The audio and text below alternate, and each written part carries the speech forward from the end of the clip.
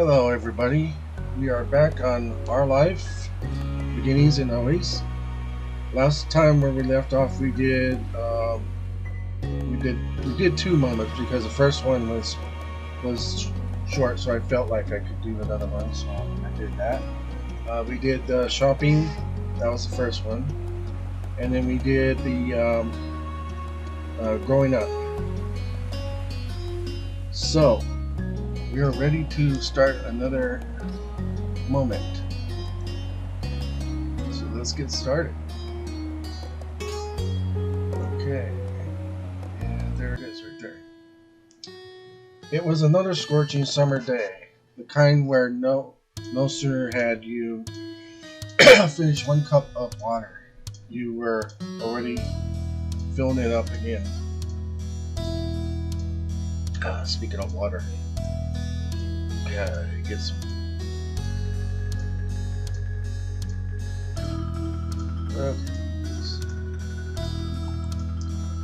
Everyone else had something on.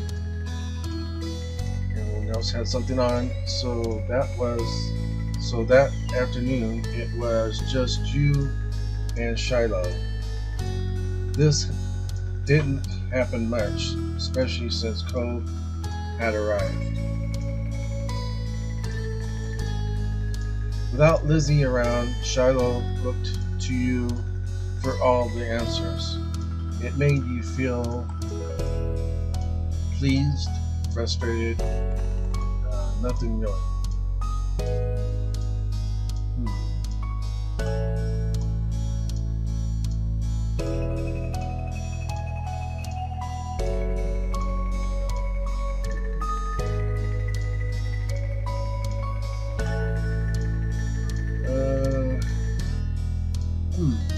I guess I'll go with the first one. You might not be in double digits like your sister, but he was only 7. Oh, so he's younger than we are. Okay. I mean, he's even obviously younger than Lizzie. For a little kid liking a girl that's like older than he is, I don't know about that. But they're friends. Being the oldest and getting to be the leader was a nice change of pace.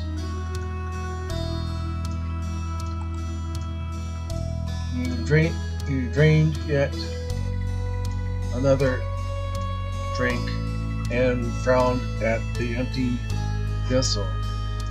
Your thirst was gone, but you still craved something icy cold and refreshing. Something sweet, something like a popsicle, an ice cream cone, ice cream sandwich, ice cream cone. Nothing beat a classic creamy scoop of ice cream on a day like this. There was nothing like that to be found at home. You knew that without needing to look. Your moms didn't keep sweets in the house. Outside there were plenty of places where such goodies could be obtained, but they were shops and demanded payment in exact change for their products. You sighed. You noticed your predicament out loud. You asked Shiloh for help. I'm gonna ask Shiloh. Shiloh, do you have any money? Ah! Okay, wait a minute. What happened to the $20 that Mr. Cove gave you? Tell me you're gonna spend that already? What? I don't know. Whatever. Okay. Oh, let me check. That was easy. You felt like you should tell him why you were asking. Thanks. I want an ice cream cone, but my mom's don't keep any here. Shiloh rummaged through his backpack and probably produced an assortment of coins plus one stray button. You set the button aside and counted the coins in neat piles. Just over $1, you announced. You announced this to Shiloh. He had almost certainly come to the same conclusion, but he'd been watching you expectantly. It's not enough. It's a start. It's a start. Shiloh beamed at you. Well, we'll need to find some more. Okay. The two of you lifted the couch cushions, stuck tiny hands down deep crevices in the sofa and under the furniture and scored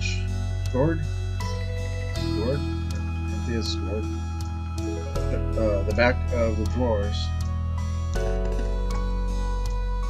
Most of what you found was useless or gross. Bent paper clips, fluffy wisp of dust, or sandy crumbs. Sandy crumbs. But every so often, one of you would strike silver or bronze and add it to the growing pile of coins. Your mind wandered to the $20 bill tucked away in your room. Yeah, what about that? Come on. You got $20. You can buy a whole bunch of ice cream cones for that. It was enough for you and Shiloh to get whatever you wanted and more, but you didn't take it out. That was too special to hand over so freely. Okay, is it just special, or are you just feeling guilty because you gave the money, you took the money? I don't know. Besides, Shiloh would be curious about where it came from, and might even mention your wealth to Lizzie. The exchange had been a secret. Okay. Dusty and disheveled from checking every room and swatting into every nook, the two of you finished pulling your finds. Shiloh held his breath as you counted the coins once again. $2.53 and 2 buttons. You didn't know when the second button had decided to join the party, but you were too pleased with your successful haul to throw it out. Is that enough? You figured he knew the answer, but you appreciated him recognizing your authority on financial and ice cream matters. You straightened up before making your pronouncement. Yeah, we've got enough.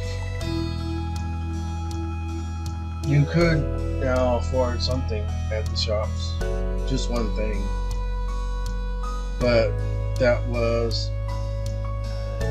I hate these big words. Infinitely better than none. Shiloh clapped his hands. Yay! The two of you dashed outside. The promise of sugar weighed you down. Weighed you onto your destination. Where breathless but happy. You stared at the overwhelming number of options. You knew what you wanted. But it wasn't just you who had contributed the funds to get a treat. You seemed to notice your pause. Aren't you getting an ice cream cone? Shiloh asked, as though he was entirely separate from the decision, rather than someone with a stake in the outcome. Do you mind? Shiloh cocked his head to the side. It was your idea. You should choose. You went ahead and got what you wanted originally. Are you really sure it's okay? You tried to get something you both wanted anyway. Are you sure? Yeah. Really? Pleased, you bought the dessert you longed for. Sweet success. Finally, the reward for all your hard work was in your hands. You lapped the soft ice cream. The sweetness perked you up. You held it out to Shiloh so he could take a turn. He shook his head. You can finish it. He didn't want any. Okay. After everything he did to help get it, that was weird. But you accepted the offer, tried to include Shiloh. You hesitated. Tried to include Shiloh.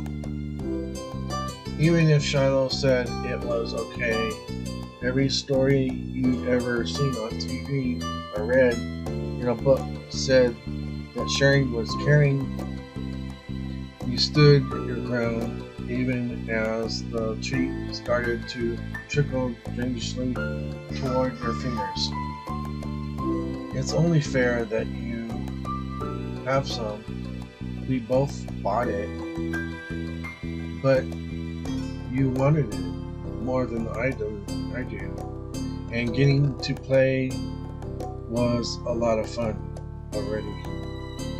So you can have it. That's more fair. You held it out to him. I want you to have some even more than I want to finish it. So eat your part. Reluctantly, Shiloh took the treat and gave it a taste. His eyes lit up. Thank you. It's really good, thank you. He smiled, pleased with your good deed. You picked the best one. Did he mean that? Shiloh was always nice no matter what happened. Even if he hated it. You knew he wouldn't say so. Maybe he thought it was gross, and that's the real reason why he didn't want to take some. You had no idea. You studied him as he ate a little more. He had every appearance of enjoying himself. Still weird. The two of you began to head back home as he ate. You walked side by side on the shore in silence, but your thoughts kept drifting to the boy beside you. Why didn't he speak up for himself? It was almost as if Shiloh didn't know how to say what he felt, or was too afraid to. You figured that was his problem and didn't care. Are you scared of me? You thought that was kind of sad. Are we friends? Are you scared? Shiloh opened his eyes wide, seemingly caught off guard by the blunt of the question. No way. But you don't tell me things, like what you want to do or what treat we should get.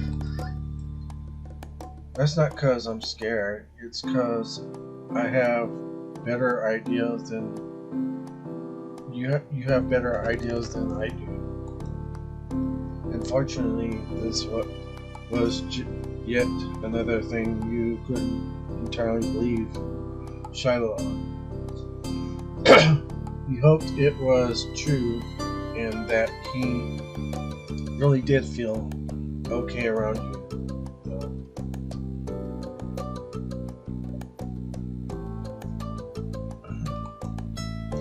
Shiloh made you unsure about setting a label on the experience of spending the afternoon with just him.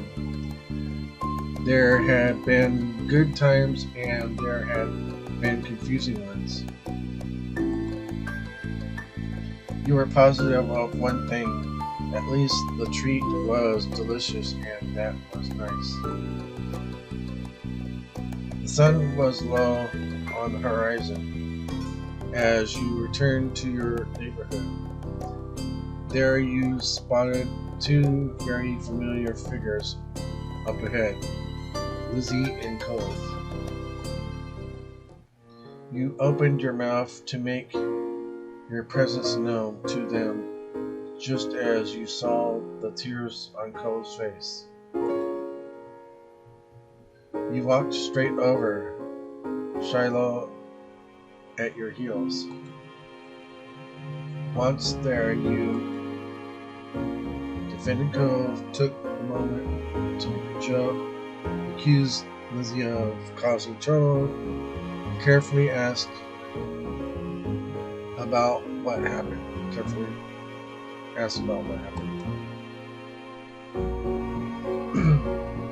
Without a time machine, the only way you were going to find out was by asking the witnesses. Lizzie might have done something, but she could have been in the wrong place at the wrong time, or even come to Cove's aid. You wanted to hear the story. Cove, what happened? Chippy, I got yelled at. Excuse me. He took a deep, stunning breath. Some grandparents got mad at me. Oh, sorry, said Charlotte. Lizzie jerked her head in the direction of a nearby house. Your heart sunk. You knew exactly what had happened. Every year, the same mean old couple rented out that condo for the summer. You, Lizzie, and Shiloh knew to stay away from them, but Cove couldn't have. They're like that with everyone. Even your mom struggled to find anything nice to say about them, but the elderly pair particularly took offense to kids. It didn't matter if they were really nice, like Cove. Yeah, Lizzie said. Lizzie drew herself up at that.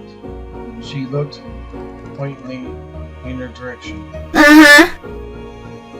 I was helping. That's cool. Is there anything I can do? No. I'm just gonna stay away. Or you could teach them a lesson. There was a devilish glint in her eyes. What? Says Cove. You should ding-dong ditch them. Go ring the doorbell and run. It'll be great because they're so slow. They'll never catch you. That's dumb. I don't want to go near them ever again. Give me a moment.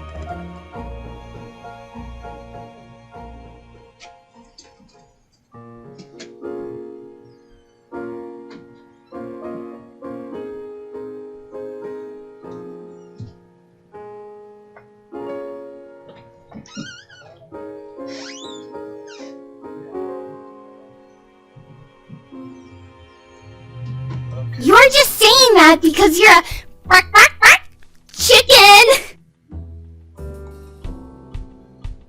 Okay, I wasn't expecting that. Cove glared but didn't take the bait. Lizzie turned to you. You're not a chicken, are you? Yeah, cluck cluck. You'd rather avoid them. You thought they deserved worse? I'll do it. I'd rather avoid them. You looked at the house. Behind those closed doors lurked two beings rich in years but poor in patience. Maybe they deserved retaliation. Maybe they didn't. But that punishment wouldn't be coming from you. It was safer to stay far away from him, especially since Cove took their outbursts to heart. I'm not doing it either. Another chicken for the coop. This is a hen house now, says Lizzie. If we're chickens, you're a lizard.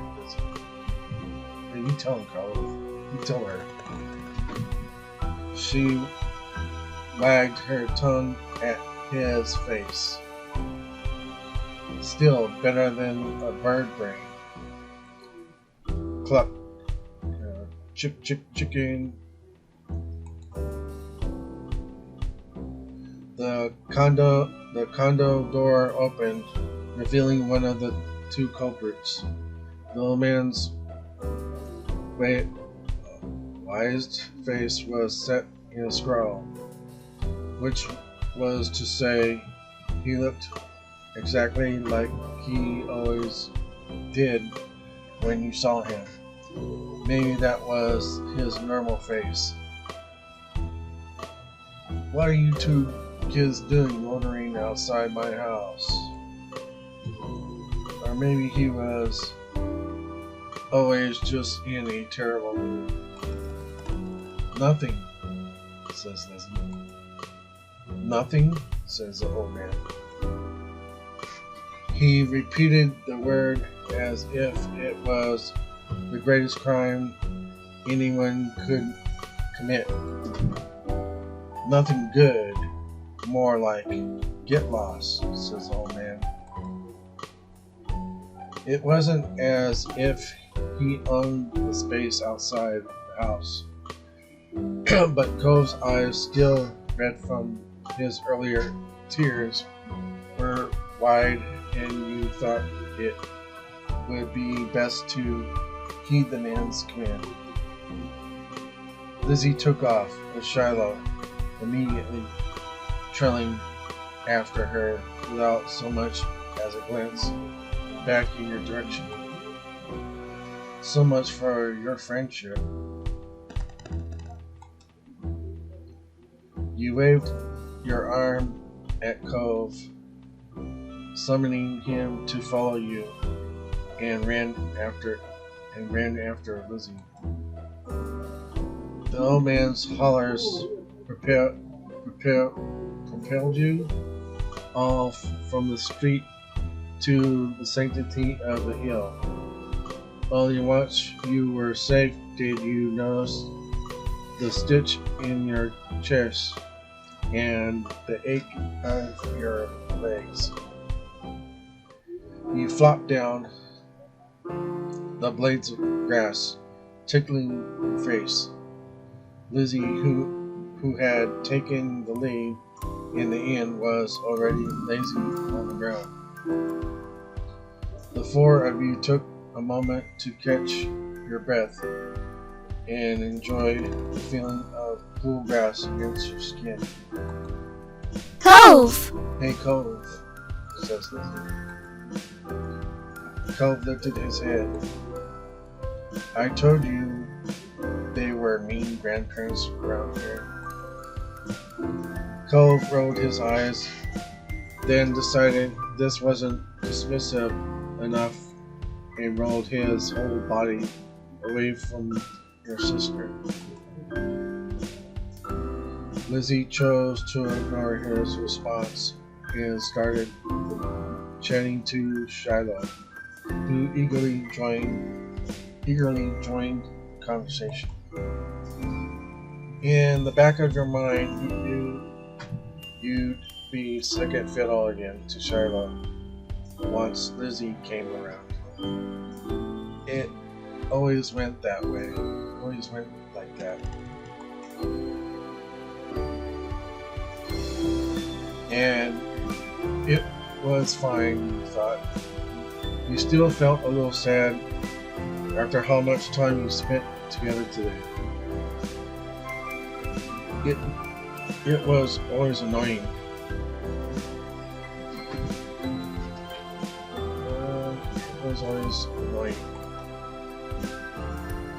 But you weren't going to make a fuss, especially after everything that's already happened.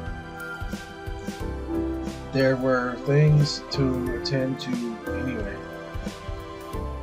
You wrangled closer to Cove. He had climbed down for the most part and was inspecting a flower. His fingers pinched the stem and tilted the white petals towards him. That's a poppy.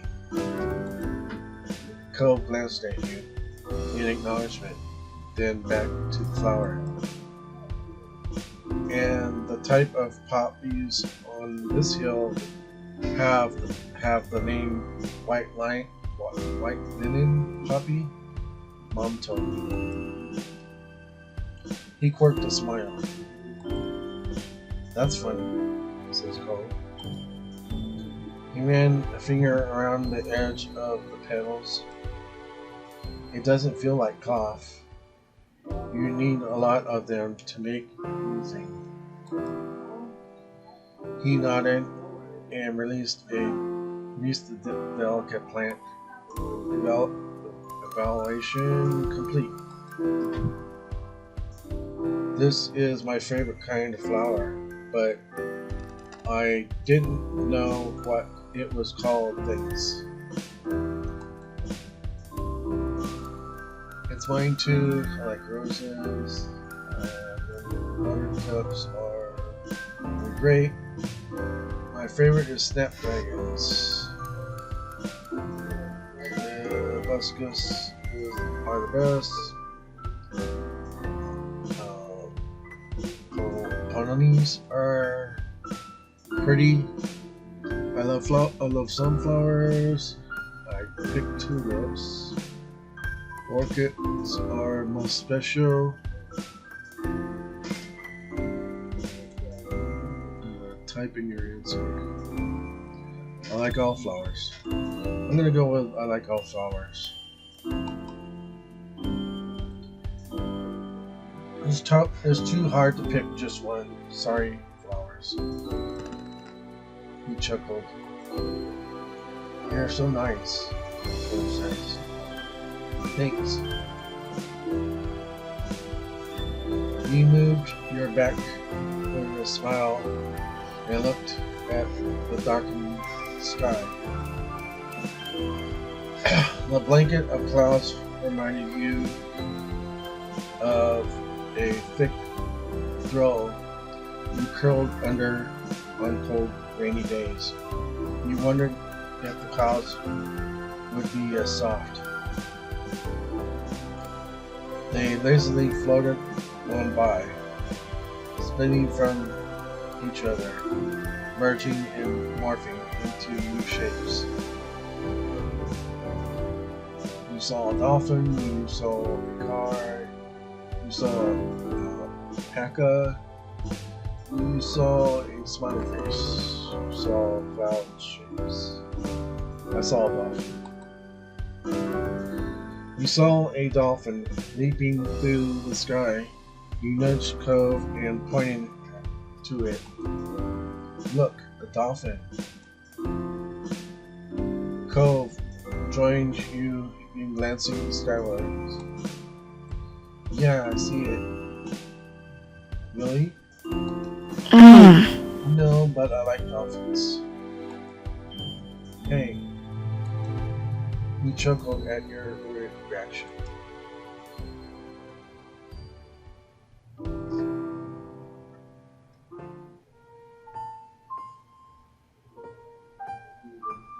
All the sun's light faded from the sky, and the moon rose higher. Lizzie got to her feet, dusting strands of glass from her bare legs, and surveyed her surroundings. The ocean, visible from the crest of the hill, beckoned with every sweep of the tide. Let's go to the beach, says Lizzie. There was no argument from the other two. Shiloh was still Shiloh, and Cove would never say no to going to the shore. He was a child of the sea.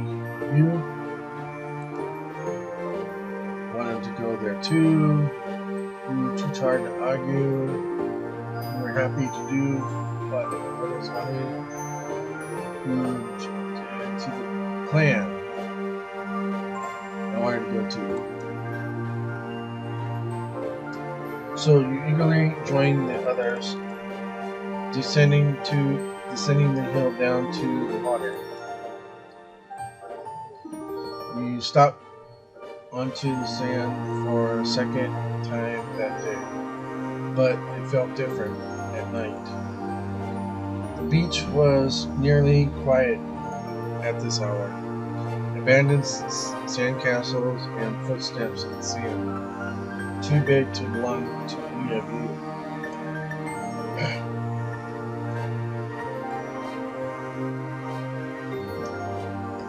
Were the only indications of how busy it had been only hours earlier. The four of you kicked your shoes off and removed socks and walked along the water's edge. The waves tickled your feet. I wonder what would happen if you tried to take a bath in the ocean with shampoo in What's this? Lizzie? That would be bad for the fish, Jeez. says Cove. I didn't say anyone would do it, jeez. You don't have to be serious about everything. You're the one who asked what would happen.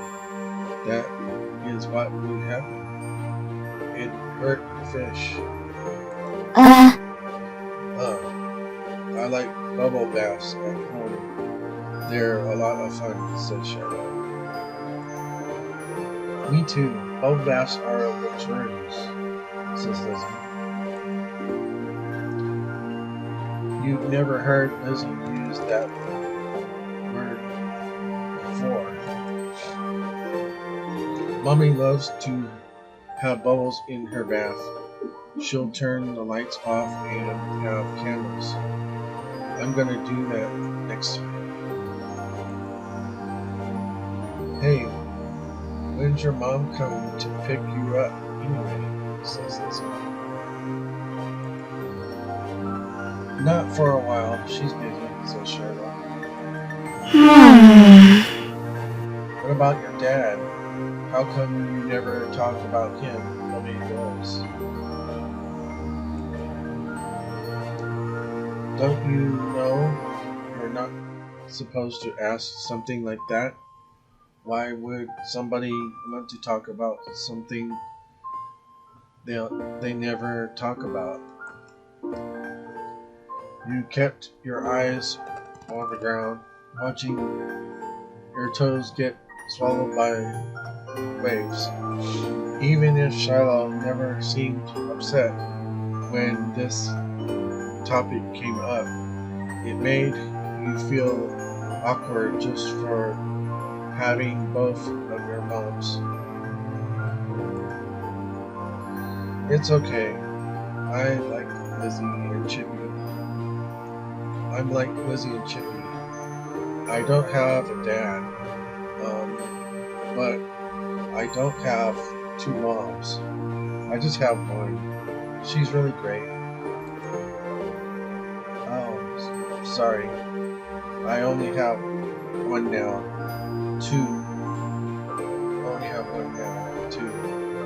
My mom isn't here. She's back home. It's just my dad. Sorry. Oh, I never had a dad. Right? So I don't feel bad.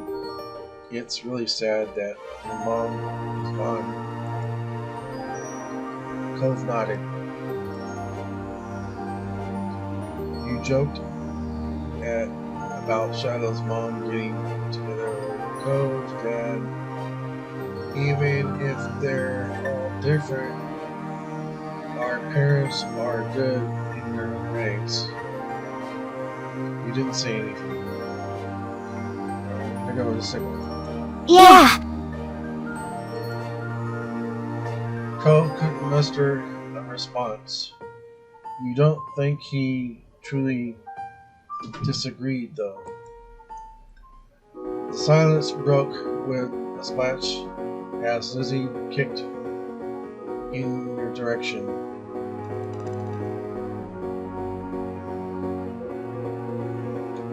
Cove water and sodden sand splattered against your legs.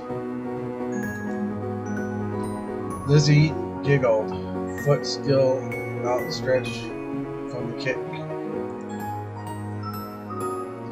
Cove joined in, striking the incoming waves to make a splash of his own. Shiloh scurried out of Cove's waves with a grin. You made a run for it, you retaliated.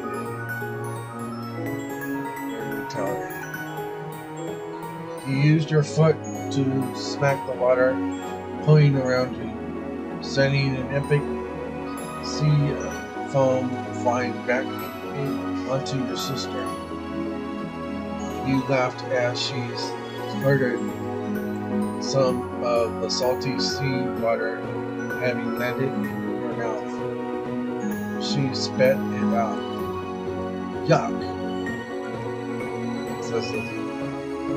Lizzie chased you, intent on revenge. You dashed up and down the coast, taking in turns to be the predator and the prey, as well as joining forces to take down Shiloh or Cove. Alliances were silently forged and words broken. Everything was fair game.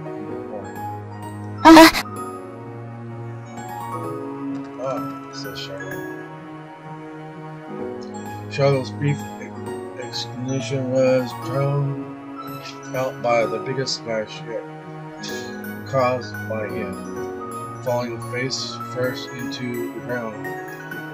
That would have been bad enough without the wave that followed, cascading over his prone body. Shiloh sat up, shaking his head like a dog coming in from the rain, as you all hurried over to check on him. His hair was plastered to his head, and his soaked clothes clung. If there was any part of him that was still dry, you couldn't see it. That was crazy. Are you okay? Says Cole. Yeah, my foot got stuck and I fell over, says Shiloh. You Dumbo! Way to go, Shiloh. Dumbo, says Lizzie. You offered him some help, Bob. You let him get up by himself. You offered him some help. Shiloh didn't take your outstretched hand. After a moment, you dropped it.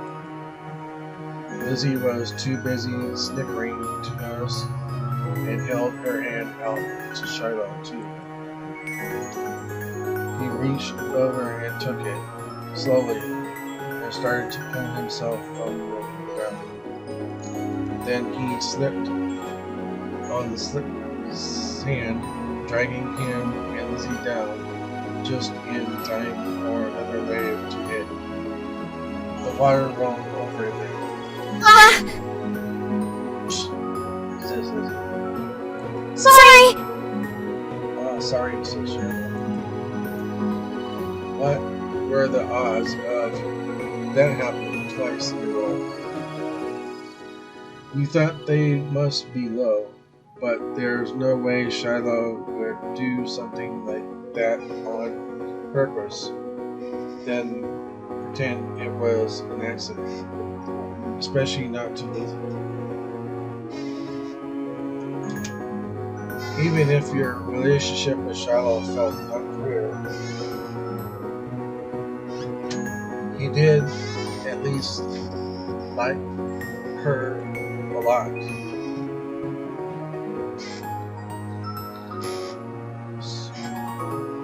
Okay. There. Okay.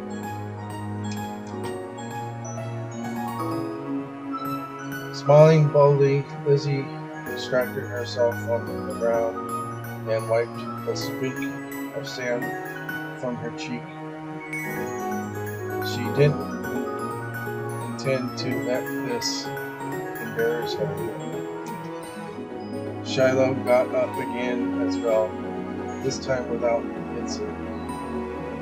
He still looked like a drowned puppy, but that didn't stop Cove laughing at the two of them.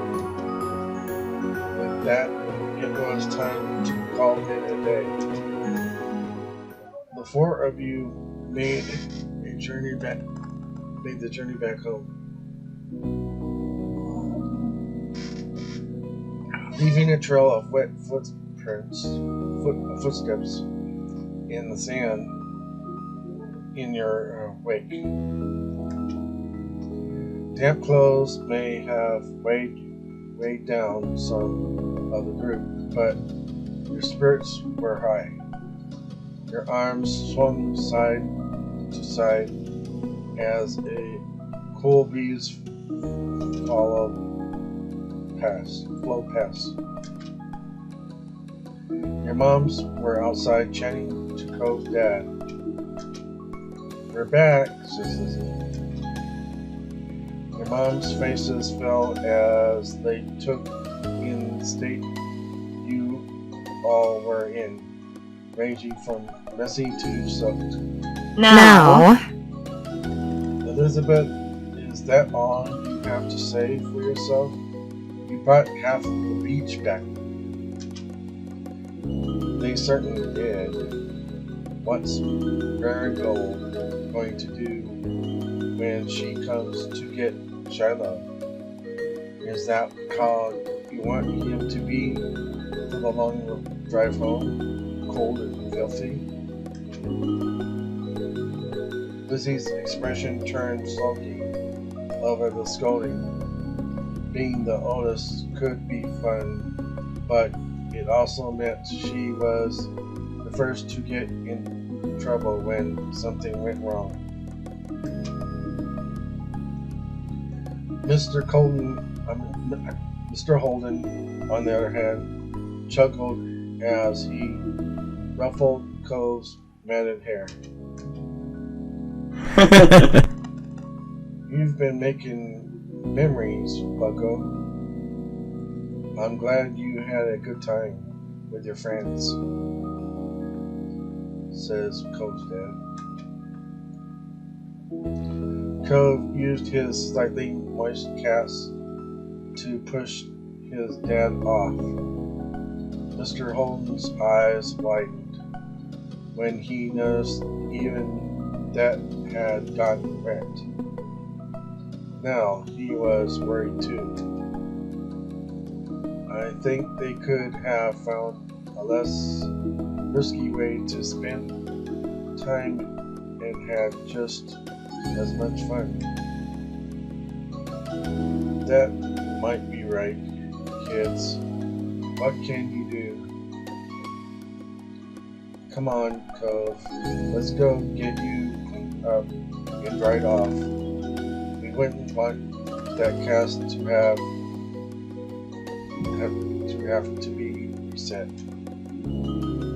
Cove winched.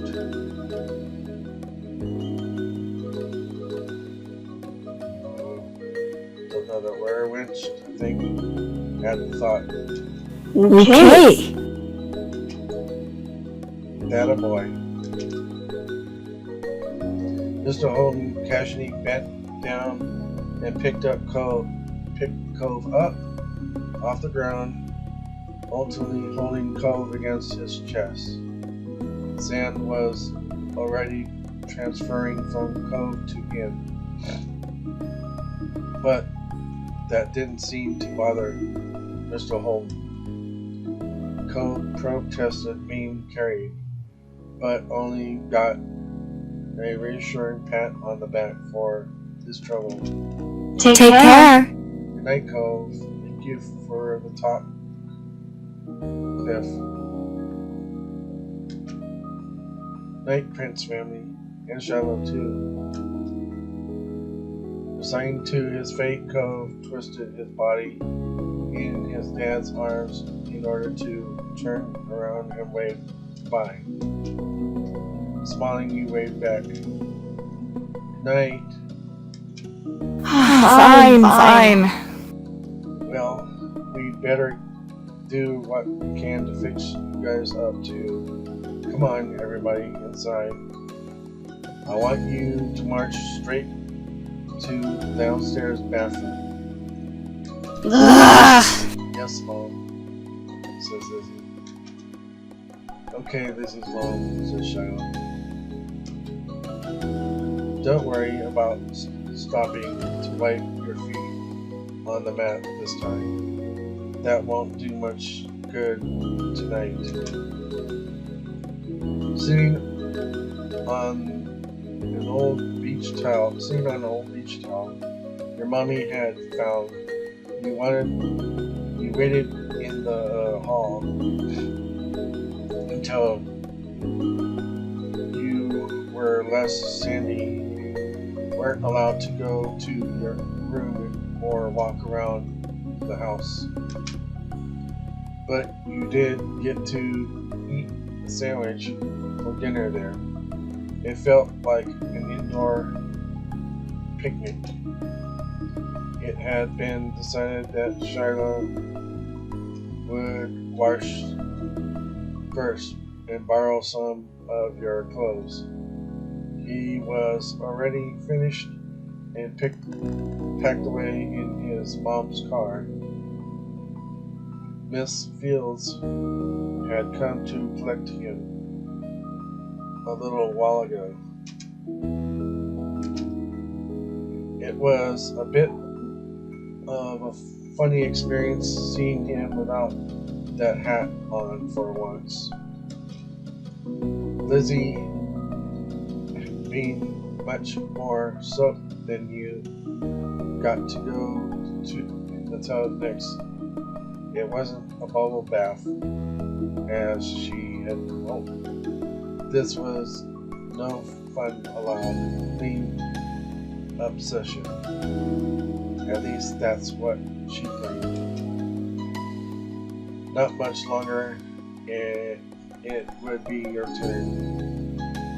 When the bath was done, you'd have to go right to bed. After a day like this, though, you were glad there weren't going to be any further events. Drifting off to sleep sounded like a great idea. And that's it. So I'm gonna stop it there because that's really all I feel like doing today. Like I said, there's a lot of reading in this, so I'm just gonna take that. We'll start this one next time. We'll save it for now.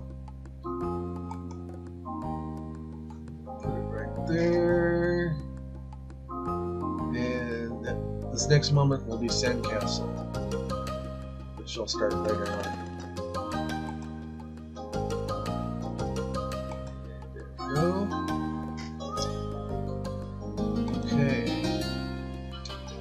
So once again, I just want to thank you for watching my YouTube channel. Don't forget to go to my Patreon account and donate if you can. Remember, all the funds that are collected there will go straight to a worthy charity. Okay?